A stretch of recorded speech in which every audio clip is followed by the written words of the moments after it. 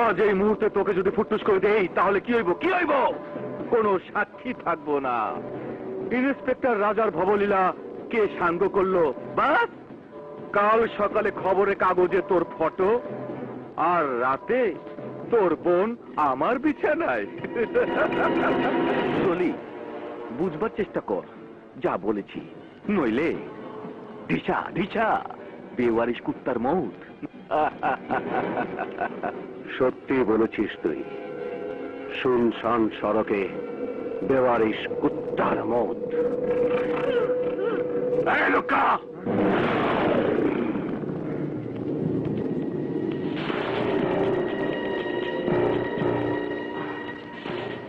হ্যাঁ কি বলবি বল?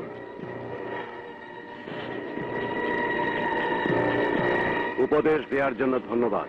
শুধুই কি উপদেশ?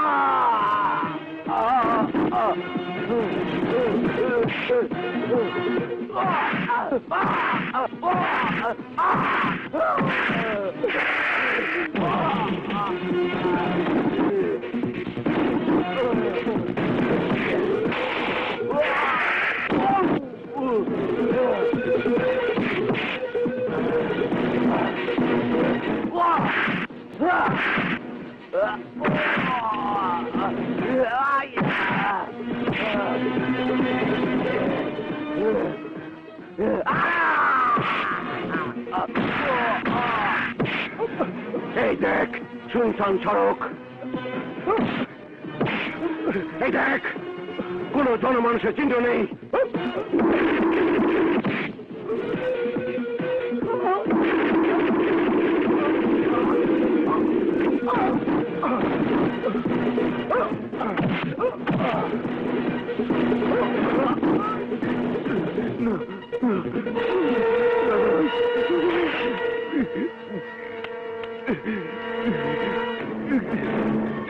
কাল খবরের কাগজে আমার না তোর ছবি ছাপা হবে বেওয়ারিশ কুত্তার মতো। আমাকে মেরে না ভাই।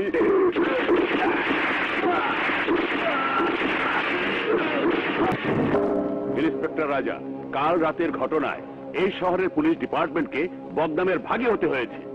আপনার এই হত্যাকাণ্ডের কারণে পুলিশ ডিপার্টমেন্টকে গুন্ডা বলা হচ্ছে। আপনাকে এই অপরাধের শাস্তি পেতে হবে। কাগজে লিখুন, রাগের বশবর্তী হয়ে আমি এই হত্যাকাণ্ড ঘটিয়েছি। এই হত্যাকাণ্ড আমি রাগের বশবর্তী হয়ে বা ব্যক্তিগত দুশ্মনের জন্য করিনি, নিজেকে রক্ষার জন্য করেছি। ইট ওয়াজ এ অ্যাক্ট অফ সেলফ ডিফেন্স। মিথ্যে বলছেন আপনি, আমাদের বোকা ভাববেন না। আত্মরক্ষার জন্য কেউ কারো শরীরের 14 হাড্ডি ভাঙে না এবং পিস্তলের পুরো ম্যাগজিন খালি করে না। এই দেখুন সেই রিপোর্ট। তুমি কি পুলিশ কোড পড়নি? সবচেয়ে প্রথমে অপরাধীকে সাবধান করতে হয়, তারপরে ফাঁকা গুলি ছুটতে হয়, এরপরও কাবুতে না আসলে পায়ে গুলি করতে হয়। আপনি ঠিক বলছেন স্যার।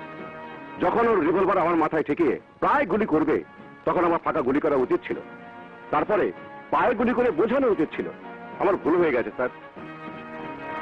স্যার, ওই লোকটা পাঠানো আমাকে মেরে আমার বোনকে পচিতা বানানোর কথা বলেছিল, তখন ওকে জোরহাত করে বলা উচিত ছিল, ভাই সাহেব এক পুলিশ অফিসারকে মেরে ওর বোনকে পচিতা বানানো আইনে তো অপরাধ।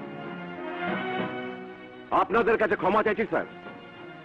আমি যদি আপনাদের কথা মতো কাজ করতাম তবে এখন আমি এখানে থাকতাম না, আর আপনারা আমাকে বিভিন্ন প্রশ্ন করে জর্জরিত করতে পারতেন না। আমার শরীর গুলিতে ঝাঁঝরা হয়ে পড়ে থাকতো রাস্তায়, আর আপনারা শহীদের লিস্টে আমার নাম লিখে শোক দিবস পালন করতেন। আমি বলতে চাই স্যার, ইন্সপেক্টর রাজাকে হত্যাকারী ঘোষণা করে আমাদের এক দৃষ্টান্ত স্থাপন করা উচিত। Why not sir? যদি আপনি এক ইমানদার পুলিশ ইন্সপেক্টরকে হত্যাকারী ঘোষণা করে পুলিশ ডিপার্টমেন্টের দুর্বলতা ঘোচাতে চান তাহলে আপনাকে স্বাগতম। কারো কাছে কোনো প্রমাণ নেই যে আমি হত্যাকাণ্ড ঘটিয়েছি। যে জায়গায় ঘটনা ঘটেছে সেই জায়গায় না আপনি উপস্থিত ছিলেন, না আপনি স্যার। স্যার, আপনি শুধু আমাকে হত্যাকারী ঘোষণা করতে পারেন, প্রমাণ করতে পারবেন না। আর এই কথা আমি না, আদালতে আমার উকিল বলবে, আর কারো কাছে কোনো জবাব থাকবে না। স্যার, ওই লোক্কা পাঠানের নামে 42টা মামলা চলছিল। ও পুলিশ থানাকে ঘর আর ঘরকে আস্তানা মনে করত, আর আমাদের মতো পুলিশ অফিসারকে ওর গোলাম ভাবতে শুরু করেছিল। কি করতে পেরেছিলাম আমরা?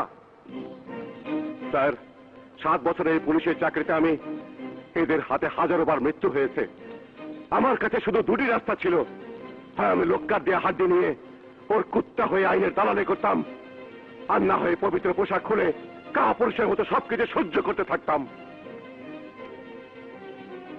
নো স্যার, আমি দালাল আর কাপুরুষ হতে রাজি হইনি। স্যার, যদি লোক্কা পাঠান অপরাধী হয়ে আদালত থেকে ছুটে এসে নির্দোষ নাগরিকের মতো স্বাধীন ঘুরতে পারে, তাহলে ওকে মেরে আমি ইন্সপেক্টর রাজা প্রকাশ্যে নির্দোষ নাগরিক হয়ে স্বাধীন কেন ঘুরতে পারবো না? কেন কেন কেন কেন কেন? আর কিছু বলার আছে তোমার? নো স্যার, তুমি এখন যেতে পারো।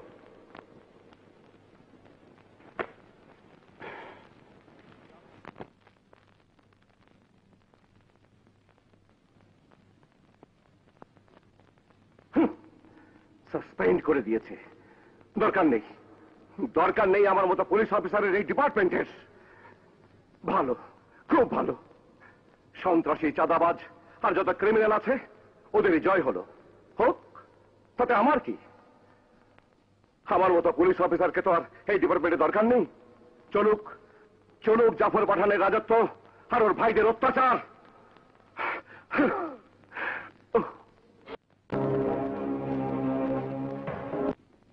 নো স্যার, রাজাকে শাস্তি দেওয়াই এই সমস্যার সমাধান নয়। তাহলে কি এই সমস্যার সমাধান? Suspension withdraw. Suspension withdraw? জি স্যার, আমরা সন্ত্রাসীদের নির্মূল করতে চাইলে এছাড়া আর কোনো রাস্তা নেই। রাজাই আমাদের একমাত্র ভরসা। রাজার সাথে গিয়ে ওদের যখন আমরা ঘিরে ফেলব, তখন ওদের কাছে দুটি রাস্তাই খোলা থাকবে, মৃত্যু অথবা আত্মসমর্পণ, ডেথ অর সারেন্ডার। তবেই এক সন্ত্রাসমুক্ত সমাজ গঠন হতে পারে। স্যার, এতে আপনার সম্মতি আছে? রাজাকে পুনর্বহাল করার ফাইল রেডি করুন, আমি আপনার সাথে আছি।